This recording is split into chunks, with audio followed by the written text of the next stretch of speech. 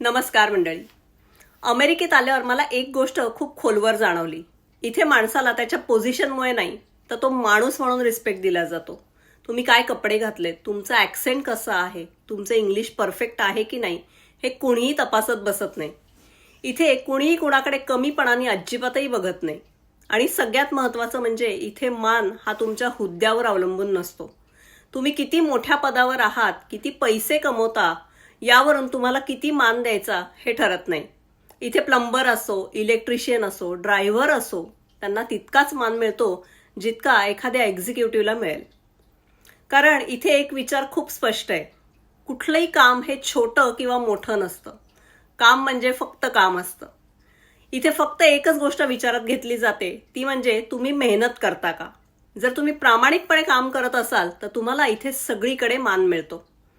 इथे कॉम्पिटिशन आहे पण कंपॅरिझन नाही आहे. आणि सगळ्यात महत्त्वाची गोष्ट, लोक तुमच्या स्वप्नांवर अजिबात हसत नाहीत. ते तुमचे पाय खेचत नाहीत. उलट ते विचारतात, how can I support you, what's your गोल. तुमची स्वप्न इथे कुठेही जज केली जात नाहीत, तर ती एनकरेज केली जातात. कधी कधी आपल्या समाजामध्ये आपण लोकांच्या नजरेतून स्वतःला मोजतो, पण इथे लोक तुमच्याकडे वरखाली बघत नाहीत. संवाद साधता नाही, ते सरळ तुमच्या डोळ्यात डोळे घालून संवाद साधतात. त्यामुळे तुम्हाला बोलताना अजिबात अस्वस्थ व्हायला होत नाही. आणि मला एक गोष्ट समजली, जेव्हा तुम्ही स्वतःला माणूस म्हणून महत्त्व देता ना, तेव्हा जगही तुम्हाला तसंच महत्त्व देतं. आणि खरं सांगू, हे मी अमेरिकेत येऊनच शिकले. हा व्हिडिओ जर तुम्हाला आवडला असेल तर जास्तीत जास्त शेअर करा.